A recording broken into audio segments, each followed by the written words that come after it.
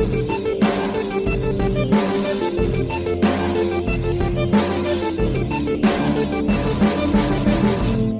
and welcome to the Carrier's Edge podcast. I am your host, or one of your hosts, Jane Jazraoui. I am one of the co-founders of Carrier's Edge, and with me, as always, Mark Morrell, other co-founder of Carrier's Edge. And this is the first episode of our new season, and I don't know what episode number it is.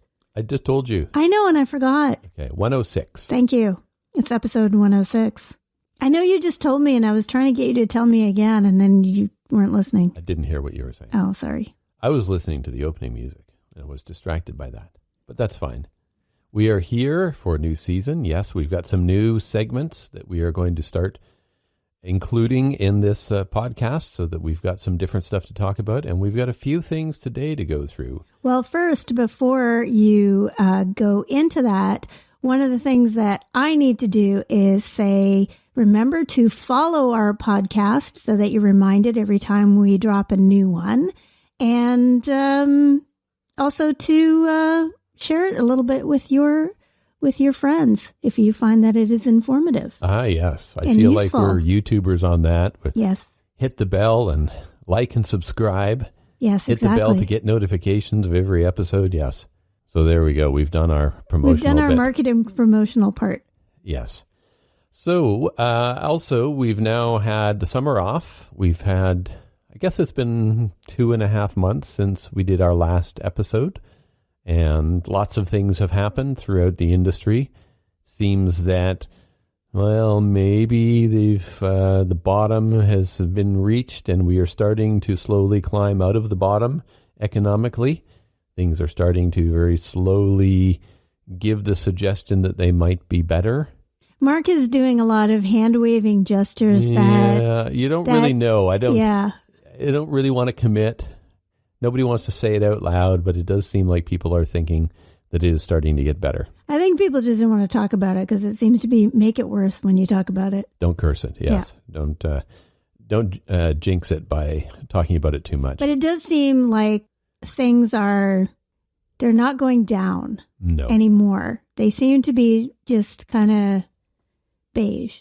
The economy is just beige. The economy is beige right now.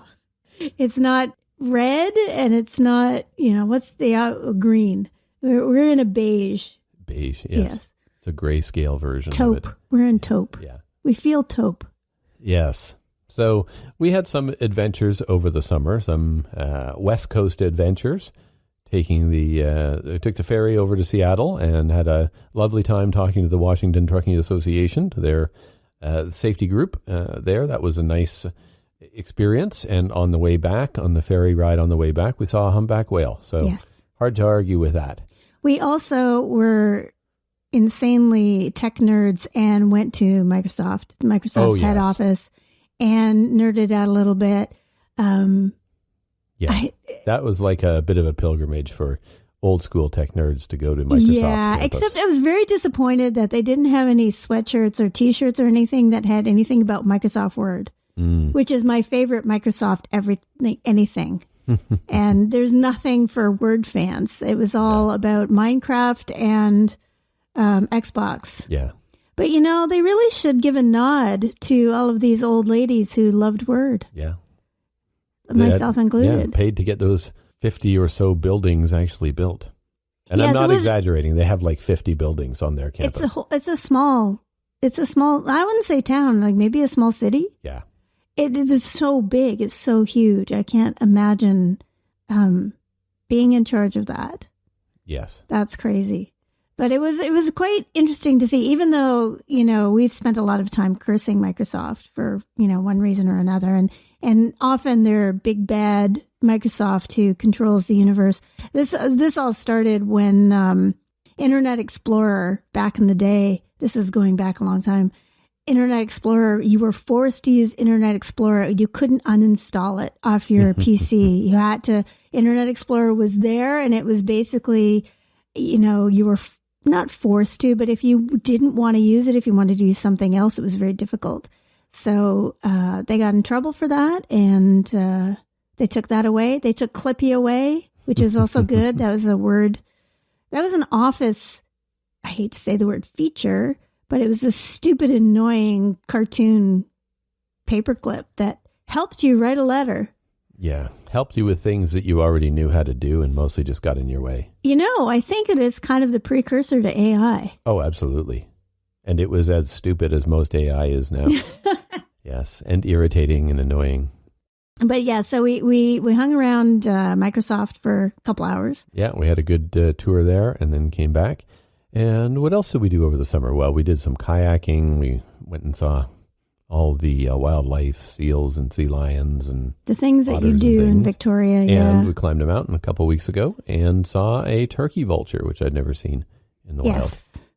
Very cool. Yeah, we climbed a really big hill that was not quite a mountain, and then we climbed an actual mountain. Mm-hmm. And that was, and when we say climbing a mountain, we went on trails to the top of a mountain, which is we're not having to put any spikes in the side of the rock. We're not using spikes. We're using the trails. Yeah. But still, it was a grind. It was definitely a grind. It was. And this is not going to be the last mountain that we climb. We are going to be making up for lost time. Yeah. We came back and started looking at other mountains on the island that we can be climbing. So it's been good. And now on the work front, we have been busy with a bunch of things as well. Top of the list at this time of year, of course, Best Fleets to Drive For is open for nominations again. We launched last week, not quite a week ago as we record this. And the 17th year we've got running now. So I am taking the lead on doing the validations for the nominated fleets this year, which I haven't done for ages and ages. And it's been kind of fun looking at it and seeing who's getting nominated and what new companies are coming in. Today, I had my first company where it wasn't a driver, where it was somebody who works in the office and freely admitted that. Like, rule number one, got to be nominated by a driver. Yeah, well, they're not reading things. We actually have an acknowledgement. Before you can submit the form, you have to check the box that says, I swear I am a driver, or something like that. Well, they could be not reading things and they just think that that's, I am not a robot or something like that. I would say if you want to, so the rule is you must be a driver or an owner-operator driving, working for a fleet. And I think even driver trainers are driver trainers are okay if they're drivers, if they drive. That is like the one rule that you have to follow. Yeah. And always, every year. But it is, you go to bestfleetstodrivefor.com and the nomination form is on the homepage. And so if you are a fleet and you want to be nominated, you can request that a driver, you could get a driver who likes you and sort of suggest that maybe you could be nominated. So it doesn't have to be. That's part of why I get so frustrated with it, because it's a low bar. There's got to be some driver who likes the company well enough to nominate them. And you can ask people to do it or put it out there and say, hey, we would love it if somebody would nominate us for this. Yeah, put it on social media or, in a driver chat room or, however you want to do it. Just ask a driver if you can't get a driver to nominate you as a best fleet, you might not be. You may want to ask the question, but why doesn't anybody want to nominate us? So just keep that in the back of your mind. All of a sudden I had just a vibe of Jeff Foxworthy there. You might be, you might not be a best fleet. Yes. But yeah, so they're starting to come in. The usual suspects are going through their nominations and getting some new blood as well, which is nice to see. Always love to see fleets getting nominated for the first time and hearing the things that drivers have to say. So that's been an addition to my week over the past 8 days or so, and I've been enjoying it. And just to remind everybody, to be eligible, you have to be a for-hire fleet operating in the U.S. or Canada and operating 10 tractor trailers. Well, that's the 10 tractor trailers. You have to have at least that. And you also have to be operating under your own authority. So if you have 10 trucks. At least 10 trucks. At least 10 trucks. Not exactly 10. Like you can have 11 and still be eligible. Just get nominations, only 10. Yeah. But those are the rules. Yeah. So, and we're, if you are driving for what's classed as a private fleet, but if you are a fleet that is operating on its own authority, then you're fine too. Yep. Yeah. If it's something that looks like a private fleet, but is separately incorporated with for hire authority, that still is fine. Yep. However, if you're a Driver Inc. fleet, don't bother. Yeah, because then it gets really hard to answer the questions. Yeah. Yeah, you're a crook and you should go away. You're probably not a best fleet. You're probably not a best fleet. Yeah, I think that is the general consensus is that Driver Inc. fleets tend to not be the best. Or in the U.S., 1099s. 1099s. Yeah. And what do they call them? Company contractor? There was one fleet that was calling it company contractor, like it was a company dash contractor, and that didn't even make sense. So when I was reading it, it was like, what is this? And then I realized they were basically if you are a driver and you are you call yourself a contractor, but you don't have a truck, then you're not operating. You may not be a contractor. You may not be a contractor so that might be happening and you might be knowing that it's against the law. Mm-hmm. And that's fine, or you may not, but it is not, we're not going to go through the process with your company if that's how the company is operating, because it is technically against the law. Yeah. So we've got those nominations open till Halloween now, and we will see what this year's crop of participants tells us about what's going on, what's new, where the trends are, all of that stuff. And we changed up the questionnaire quite a bit. We have some very big letters at the beginning of the questionnaire now, is all the things that you need to know. I decided to put them in larger font. Oh yeah. Yeah.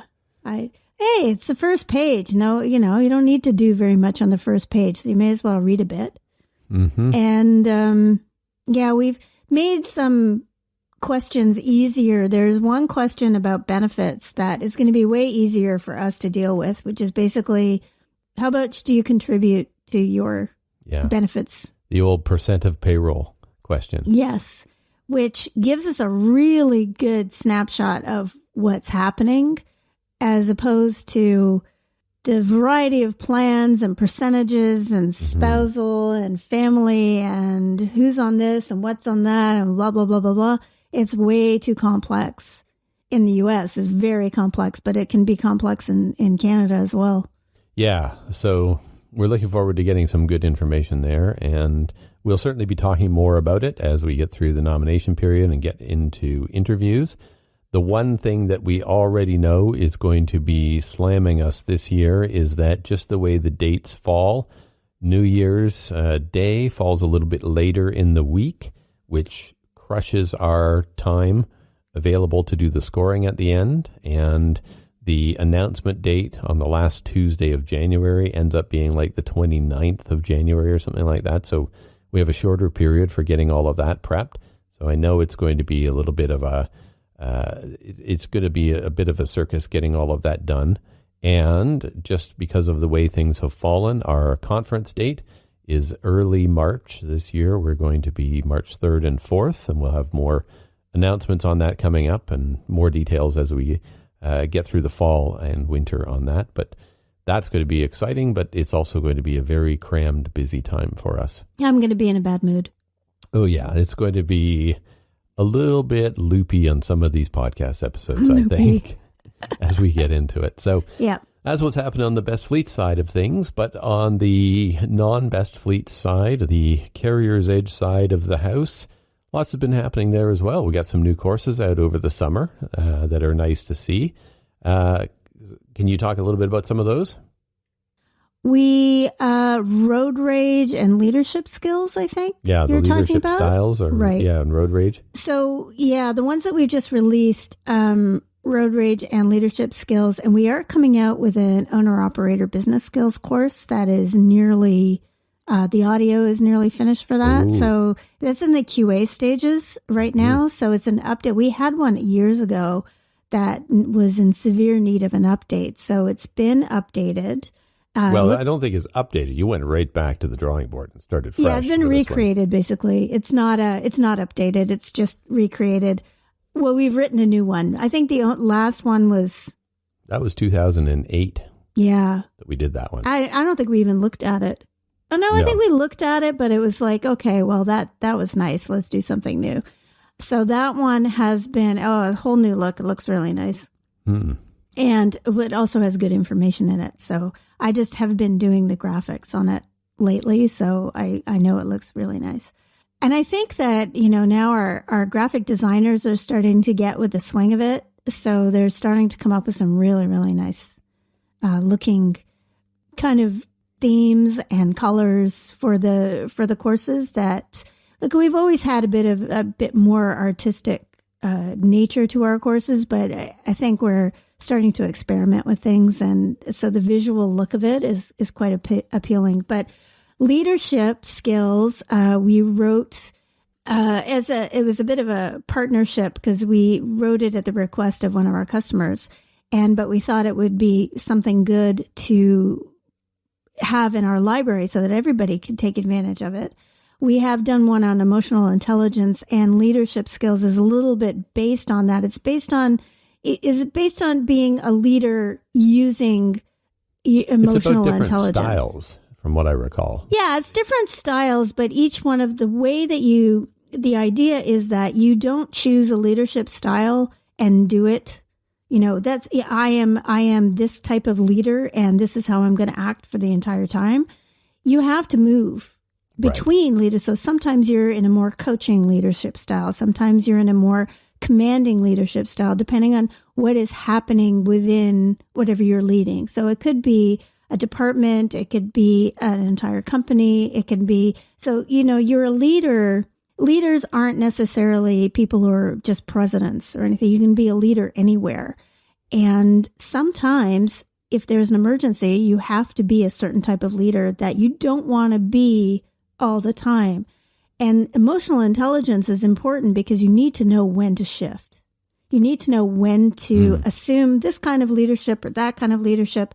And they all have benefits and disadvantages. Yeah. And so that's what the course is about, is trying to navigate, okay, in what situation am I going to do this?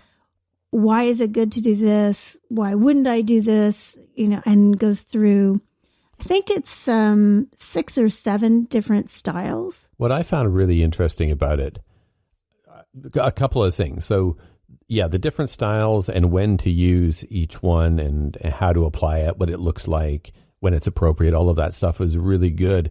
And my first thought for this was this will be great for people that are in a new management position. So the driver or who is moving into a safety management position, or somebody who's been a compliance analyst or something, or a compliance assistant who's moving into safety management for the first time, or the small business owner who is starting to hire people and is realizing that they have to manage those people in particular ways. Like, I find that a couple of scenarios that really jumped out for me when I was looking through it. But also what really separated it for me was that there's tons of leadership courses out there. There's libraries that are full of these things. But what was cool about this is all of the scenarios are very specific to trucking. Yeah. So this is not a leadership course for somebody who works in a bank. It would be terrible for those kind of people. Somebody who's running, a software company, it would be a terrible leadership course. All the scenarios are about trucking and logistics and load planning and dealing with emergencies and all of that kind of stuff, very specific to trucking. So it really gives you good examples and realistic examples of the kind of things that come up and the best ways of handling it and what you can hope to achieve as an outcome doing that. Absolutely. We always try to make our courses relevant to trucking, because what's the point otherwise? Mm-hmm. But we were looking at specific scenarios, specific characters. I would think even driver trainers would benefit from it, because even if you're leading one person, when you have someone in your cab and you are the person who's directing, like anybody who's a trainer needs to be a leader of some sort, because you need to control either a classroom or a person, like not control a person, but it sounds weird, but you have to make sure that when there's an issue that they're doing what they're told, that you can guide them.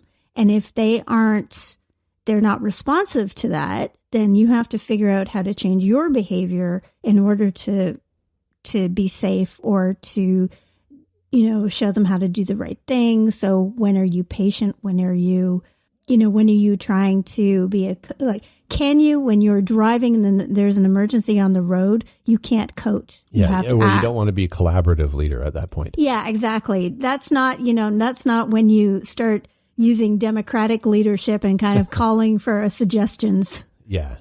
You have to have a commanding style for sure. Yeah, exactly. So yeah, it's good. It's a nice looking course. I got some really good information on it, and in both English and French now. So all of our Canadian customers that have operations in Quebec can roll that out safely to all of their terminals there without any problems. So that was good. And the other course that we just rolled out is road rage. Yeah, now that was kind of it was a request that came in, and it was a pretty quick turnaround, because we didn't just start this like in the spring. Like the request came in and we said, yeah, we should do that. And then I don't remember when it came in. That one came together fairly quickly. Well, it's not that much content. So it's also not that difficult to build. It's pretty easy. Mm-hmm. A road rage is pretty finite. It's pretty linear. Like there's not a lot of nuance to road rage. Well, there's the two elements to it, which is making sure that you're not the one who is enraged, and making sure you handle the situation properly when you're faced with somebody else who is. You're right. So that's basically what the course is about, is trying to figure out your own emotions and figuring out how to have different methods of dealing with your own emotions, of like preventing road rage before it happens, or if you do have an incident of road rage, what types of things can you do? What's in your arsenal? Like how can you sort of stop yourself from acting out? And what are the things that are considered acting out? Because sometimes people don't realize, and I'm totally guilty of this. I've had my own little, road rage things where you get really annoyed with people, and you start behaving in a way that could be considered aggressive. And you don't necessarily think you're being aggressive, but from the outside you can be. So if you try to evaluate how you behaved in a certain situation, then you can sort of see where road rage would start to happen. But you have to kind of put yourself outside and look at what you're doing, what your behavior is. And the course kind of gives you some tools to do that. And then it tells you, the kinds of things that you can do to calm down. And then it talks about what to do with other people and the kinds of, don't react to their road rage. Don't provoke it. No eye contact, that kind of thing. Stay away from them. If you see someone, just make sure that you basically put some space between you and them as quickly as possible, that kind of thing. So even though it's probably self-explanatory, it's probably pretty straightforward as to, there's nothing magical about the course. It is, but it does remind you of what it looks like, what it feels like, and what you can do about it. Yeah, and it's also another one that is a nice looking course that has some different approaches to some interactivity that's kind of nice and mixes it up a little bit. So it'll be good for drivers. And something else sort of related to these courses, we've had a lot of, foundational changes as well, where all of your courses have now been moved to the latest version of our template, right, which has some technical improvements and definitely some usability enhancements, and they're all consistent that way. And having things like being able to change the playback speed when you're listening to the audio, getting a better sense of the duration of lessons and things like that. And I've also changed the way we do the technical QA process at the end, the platform side of it, to make sure the course runs properly everywhere that it needs to run, and made that sort of part of the QA for the new courses is also now worked into the R&D that we are doing on the mobile side, because we're in the process of completely rebuilding our mobile experience, kind of starting from the ground up and saying, how can we take all of this content in these courses and really have a great mobile experience without fundamentally changing what you've built in those pages?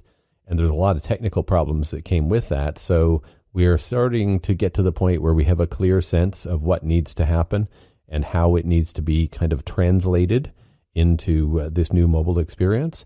But every time there's a new course like this, it gives us another opportunity to revisit that and see what new things you're coming up with that we have to figure out on the platform side.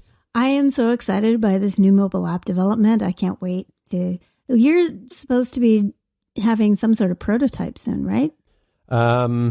We will soon be ready for that, yes. Ismail has been redirected for a couple of weeks because we had some technical things with some of the libraries that we had to update and some security enhancements that we wanted to do.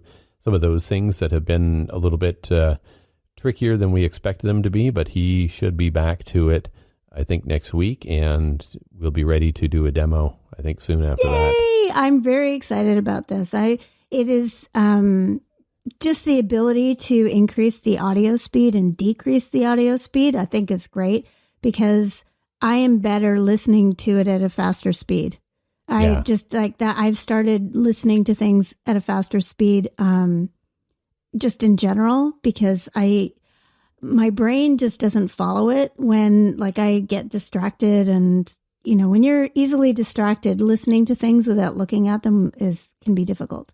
I also like the fact that you can slow it down so that people who have slower process or who have a harder time with audio processing can follow it as well. So I really like that speed change, but I'm also really interested in how we're going to have a native app for our courses and how that's going to look. I'm really excited about that. Yeah, but yet it still needs to look like our courses. So look totally different, but still look like our courses. That's what we're working on. I know. So what you come up with is going to be cool. Yeah. So we've been working on that a fair bit. And on the platform side, we've also been working on completely redesigning the way we handle selections for selecting modules for assignments and assigning them to people and figuring out what courses you should be assigning to different people or different groups of people. So we had a very rudimentary selector that worked okay when we had a fairly small library or when we only had 60 courses or whatever. But now we have a library that's got hundreds of titles in it, and we need better ways to see what's what and make sure that people understand what they're assigning. So that is nearing the point where it is going to be entering testing soon. It is actually scheduled for our October release, and I think we're on track for that. So there are huge performance improvements. Listing modules and listing programs will be dramatically faster. So things that may take 2 minutes now to load will be like 10 seconds. So that's making a huge difference. But also it'll be easier to see all of the details of the modules. So be able to search for courses based on region and trailer type or audience, all of these kind of things. And we will summarize how much total content you're assigning when you do it. So you know when you're creating a program that you're assigning people 40 minutes of content or 90 minutes or whatever it may be. And also the thing that I've been wanting to do for a long time is to have a more direct linking of the longer courses and the shorter refreshers. Because I know that people sometimes assign both.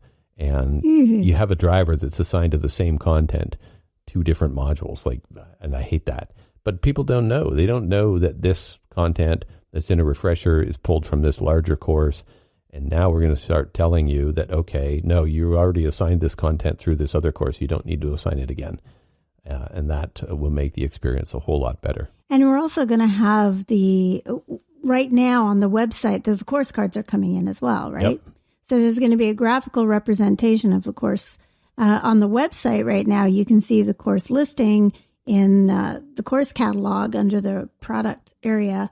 And so you can see the graphics that we've created for each course. And those are going to be, so whatever's on the website is going to be in the system, correct? Mm-hmm. Yes. Because do the same thing in both places.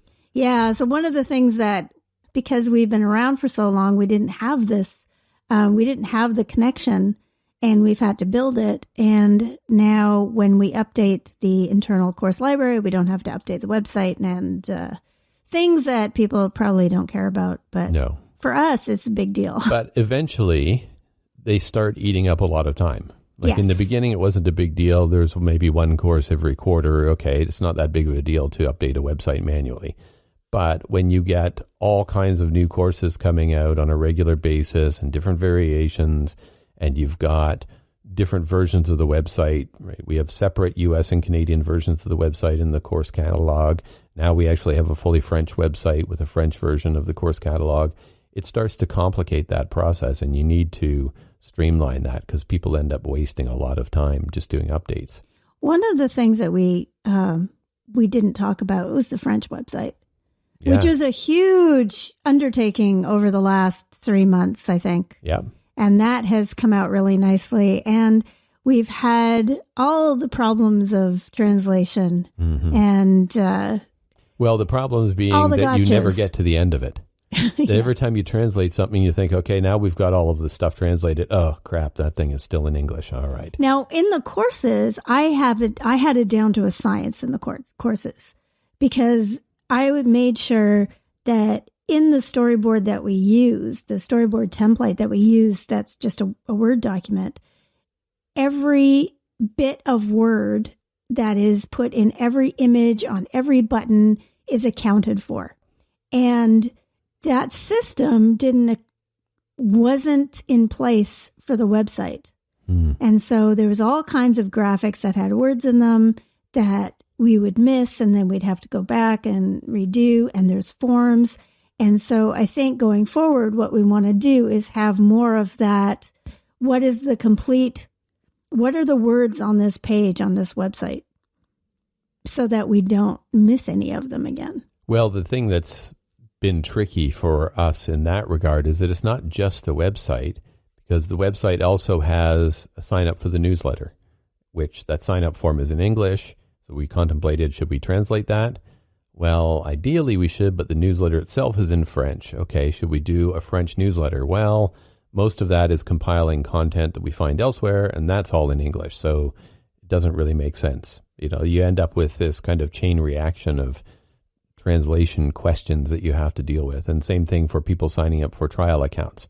Okay, they can sign up, have a trial sign up form that's in French, but okay, then when they get their message, all of their details to get their trial sign up, and they've got their new trial account, and then we have a few automated things that go out to check on them and make sure that trial's going okay. All of those need to be in French. And then there's like little tidbits and testimonial quotes and things, and all those need to be translated as well. So it ends up being just this long string of things that you have to keep doing. And I think we are finally there. Well, it's different when you first decide, okay, we're going to do a bilingual website. And if you plan it properly, then you can do all of these things. But we've had a website for 25 years? No, we haven't been around that long. We're not that old yet. 20 years? Are we 20 years old yet? No, 18. We are at the end of this month. It will be the 19th anniversary. Okay, so we're coming up on 20 next year. So we first started our website 20 years ago, or maybe 18 or 17 years ago. And there's a lot of sludge that is sitting in that website that, you don't even think about anymore. When you create something that is always intended to be in French and English, you pay more attention. But when you have something that is, a decade or more old. I think we did purge all the old stuff, or a lot of the old stuff, when we did the big rebuild a couple of years ago. But yeah, there is some stuff that's always been there. and some things that have been kind of built into it because our website is very tightly integrated with our learning management system through the logins and like Remember Me and things like that will automatically bypass the website and take people straight into the system. They do work together quite a bit. So there is stuff that's been in there for a long time and does create complications when you try to do that second language. Yeah, you kind of have to clean out your closet every time. And it's funny, when you move out of a house and you still find things that you don't even remember when you got, if they've just always been there and you don't know why it's the same with a website. It's the same with anything that you create digitally or in real life. You have to basically do a purge, and sometimes things are just there. Well, I was just smiling and snickering to myself because it is like when you move out of a house and you think you've redirected all your mail to the new house, but yet over a year later, the new owners are still texting you and saying, hey, we're getting mail for you. It's like, how are you still getting mail from us? Why? From the bank. Yeah. Who knows we moved? Yeah. And CVSA, who yes, really please. want that address. Yes. I did. I changed the address. Yeah. I don't know why they keep sending things there. Like sometimes I wonder, like, is it a different system? Must be a different system. Or I don't know. So, yes, we have had a busy summer and a lot of stuff has been accomplished and a lot of things are not quite ready, but getting close. So it's going to be an interesting fall in terms of new announcements and things that we've got coming out. Well, we are also, I don't know if you were going to talk about this. What was on your list next to talk about? My list next to talk about, I think, was probably going to be the wonderful subject of microlearning. Ooh. That has come up recently. And usually it sets me off because people misuse the term. They don't really understand what it is when they say, hey, are you guys doing microlearning? You should be doing microlearning. Or I like this product because it has microlearning.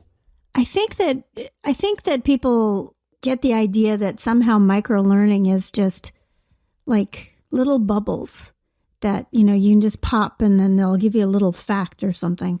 But microlearning, like Dippin' Dots for training. Yeah, yes, that is it's kind of what I think people think it is. And that if you just have a couple of the dots, then you're going to get lots of good information. And the more dots you have, the more information you somehow ingest without any clear overlap of what it all means or context or anything like that. You just got these little individual dots, here, wear your seatbelt. Here's how you inspect the front left tire. 3 points of contact. Yeah. And there are shoes. certain things so let me go back. Microlearning it's part of a larger educational program. And one of the things I think that people don't understand is that microlearning itself, which is very small bites of information. So you have not a course, but like this sort of bit of learning that could be 5 to 10 minutes. That's going to tell you something very specific. And it might consist of like a little activity and then a quiz or it should just be like some content and maybe a quiz at the end or something like that. It could be pretty much anything. It could be a little video. It could be all kinds of things, but it's short. It's micro. That's what it is. It's a little bit. And what people don't understand is that you can't just do that by itself.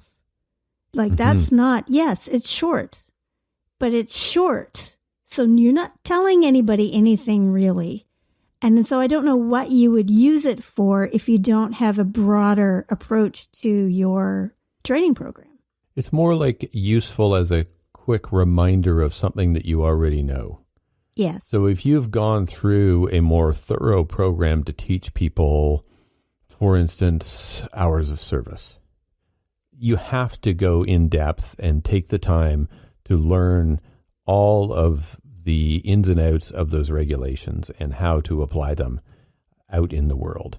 But you might have microlearning that is just for the emergency, well, I was going to say emergency conditions exemption, or where you can do the extra 2 hours, or the the adverse conditions thing where you can do an extra 2 hours today and make up for it tomorrow. Like that's a very small thing, very specific situation. Sleeper berth, I wonder if you would do it because it's got a whole pile of its own issues. I would say that if you wanted to do sleeper berth as a microlearning module, then I would take one bit of it. Yeah. It's something that you have to focus in on, and it has to, you don't have to explain anything else. You don't have to give an introduction. You don't have to, say why it's important that you're learning it. It's basically, here's this piece of information. Do you understand? Or here's how to log personal conveyance. Yes, that's a good one. Right, very specific, very situational, but also not useful unless you've done the larger piece. Right. And you understand all of the nuances and the context, when you might use it, where you might apply it, and what you need to do after applying it, all of those kind of things. Then the microlearning as a reminder of something that you don't do very often might be useful. And what it isn't useful as is just by itself. Yeah. You can't, you can do this if you want. You can string a whole bunch of microlearning bits together, but it's going to be very disjointed. Yeah, you don't get that holistic understanding of the subject. You'd have to have a microlearning segment that was the introduction, and then you'd have to have, I don't know how you would do it. You don't have any big picture. No, there's no big picture. Right? So it is only the granular bits. And I think one of the challenges in trucking is that we can't start with a base assumption that drivers do have a holistic understanding of the big picture of a subject, because so many of them came through bad schools or learned on their own just by putting the pieces together over time, or learned the basics of something decades ago when the situation was very different. We can't assume that everybody really does have that foundational understanding, and you just need to remind them of something that they haven't done for a while. And so you really do have to start by saying, okay, let's go back and make sure we are filling in all of the holes so you do have that thorough understanding of what's happening in this particular subject.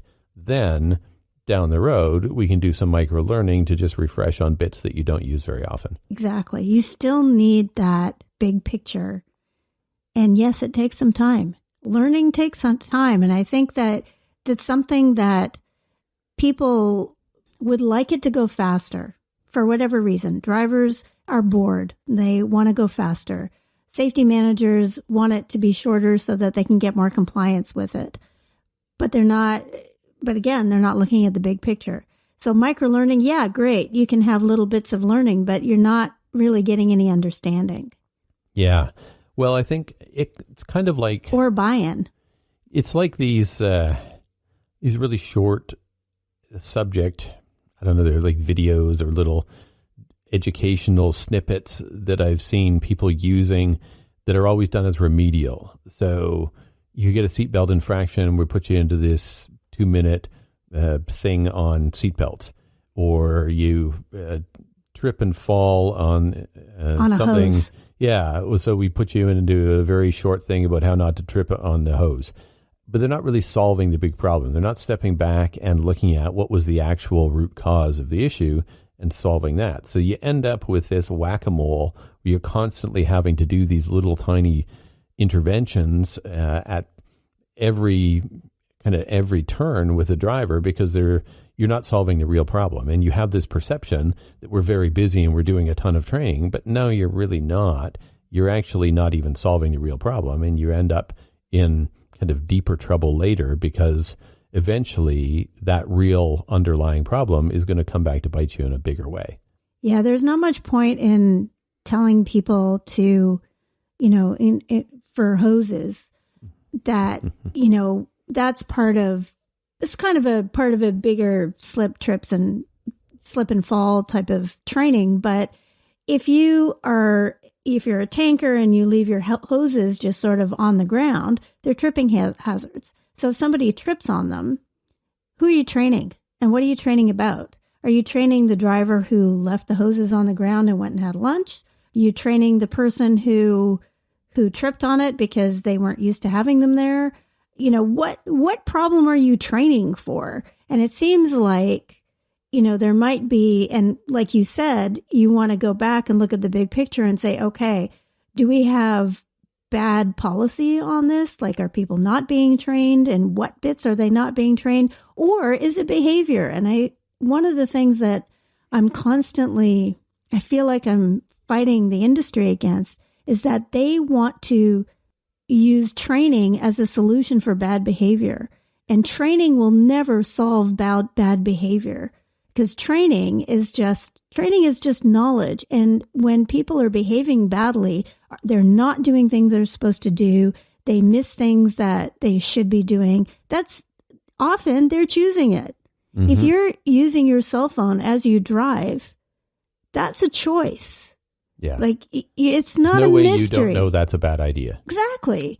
And if you don't bother to put your hoses away for whatever reason, that's a choice. Yeah.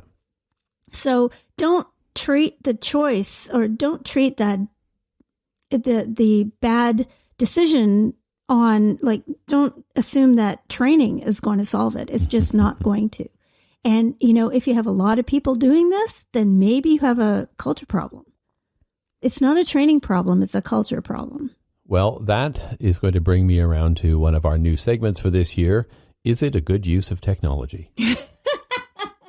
A new periodic segment. Is this a good use of tech? Yes, a new periodic segment where we will discuss a use of tech and whether or not we think it is a good or a bad one. And certainly that's not so much tech, but training. That's not a great use of training, what you were just describing there. It is not a good use But of there's training. another one that I saw that I wanted to talk about, because actually, as it happened, it was in this week's Transport Topics. Oh, and it was another story that you were part of. And it was the using AI to talk to drivers or take the sentiment of drivers, communicate with them. And so the story came out today, and we do these periodically, and sort of a roundup story, and they'll throw these questions out to a whole bunch of different people and then collect the answers and turn them into a story. And it's kind of interesting, because sometimes the subjects of the questions I kind of look at and go, well, I would have imagined that. And, sometimes it's kind of creative, and sometimes it's like, oh my God, you should never do this. And this week's story kind of falls into that latter category, because there's, in the published version, there's a whole bunch of people talking about how to do it and how to engage with drivers and how AI can help and help people get to the drivers and, help you with this, figuring out what your drivers think about things. And then at the end, the cold water being poured on the whole idea comes from you and your quotes that are basically like, this is not a good way to do things. You have to be very careful, because I remember when we had the discussion about these questions, and it was, well, you got to be very careful. And one of the things that we've seen over the past 3 or so years in Best Fleets is drivers clamoring for more personal connection. Yep. More and more personal connection. COVID really disconnected them and made them feel cut off, and they really want that personal connection. So dropping an AI in the middle of that personal connection is not going to help. There may be places where it can kind of help with some efficiency, but in general, you're just putting a wedge between managers and employees at the time that the employees want that personal connection. Yeah, I just don't see how that's going to be a good thing for keeping drivers. I mean, almost unanimously, drivers want to feel a connection. They want to feel a connection to another person. They don't want to talk to a machine. They don't want to talk to like some sort of artificial intelligence. A bot on the website. No, they don't want to. I mean, they will, but they don't want to. They would much rather talk to an actual person than a bot on the website. Yeah. But the bot on the website is going to get them an answer quickly. And they basically save the more pressing issues for a conversation. I don't think there's anybody who's actually going to, get to orientation without having a conversation with a real life person. And if you do, you may not keep that driver for very long. Yeah. So you've built no relationship. What I'd be very interested in is seeing what kind of recruiting experience people have and how long they stay. Because I think, and, from the information that we've seen over the last 15 plus years, is that the less, how do I say this? If the recruiting experience doesn't match what is going to happen at the fleet, then drivers don't like it. Yeah. Like they want that recruiting experience to be seamless. They want to know that what they experience with the recruiter or whatever that happens to be is how they're going to be treated later. And that is really, really important to them. And if you're using AI, God knows what AI is going to say, Ugh. I think, or do, or what information it's going to be giving them, because as we know, AI is not infallible and lies and doesn't understand, has the wrong information and also just makes stuff up. Mm-hmm. So if you are going to rely on AI to interface with your drivers, then you'd best be making sure that it's telling drivers the right thing. I just don't see, like right now, I would not be doing it. I don't think I would imagine a scenario where that would be beneficial. In a service industry that succeeds or fails on the strength of the people delivering the service, you need to do everything you can to build a strong, productive, connected team that is working together to solve problems and get the service delivered effectively. Throwing stupid AI in there in the middle of it to try and triage questions or provide FAQ type stuff for drivers removes an opportunity to build that relationship. Yeah. It's a terrible idea. It is a terrible idea. And I think people are going to try it and they're going to dump it because drivers are going to say they don't like it. I think you alluded to something that's going to be really interesting to watch, and that is how long do these drivers at these fleets stick around? We've seen that the more people invest in building a strong relationship with drivers early on in the orientation, early on in the recruiting, early on in that whole onboarding process, the better they do in terms of the success and long-term stability of drivers at the company. So if you're trying to fast track it, short circuit things, cut corners, try and find a way around building that relationship, it's got to have a negative consequence down the road. Oh, I cannot see how this works out. Yeah. And I think the people who are saying that it's great, are looking at cost cutting. Yeah. They're looking at, I don't need a person, or I don't need to train a person to deal with drivers much anyway. I can just have AI do it. And, people don't want to be telling drivers the same thing over and over and over again. I'm thinking there's a simpler way to fix that problem. Yes, a better way to do that. Yeah, like have some management skills, people. Hey. Yes. So I think the verdict is bad use of tech. It's a bad use of tech. This is not a good use of tech. And I will say that I may stand corrected in 2 years when I hear, actually, I'd like to put that in the driver survey. Does your company use AI to communicate with you, and do you like it? Yeah. Yeah, well, we still have the driver survey to update for this year, I think so maybe we should. we will.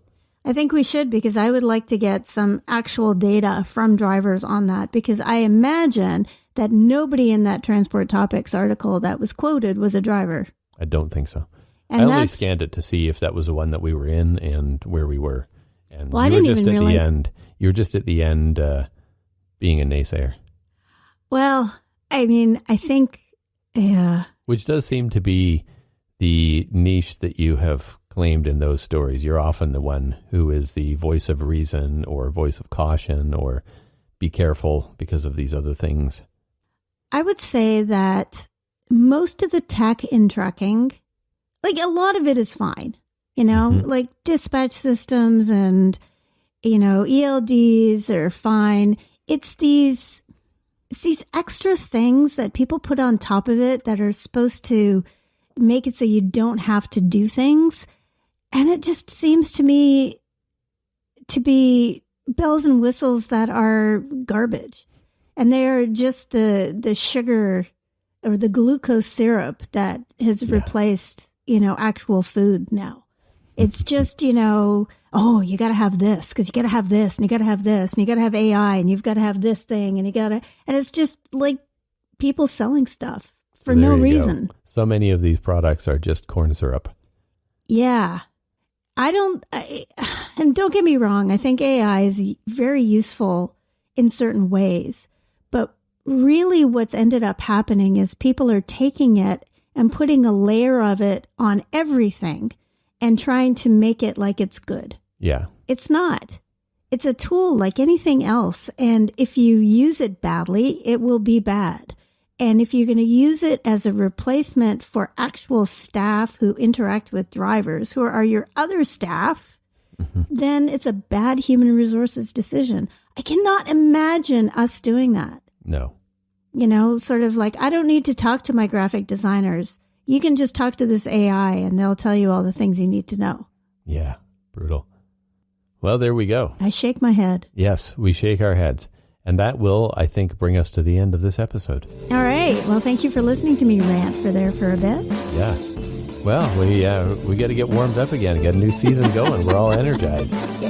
Let the ranting begin. Yes, let the ranting begin on another new season. So thanks, everybody, for listening. Have a good day. Bye.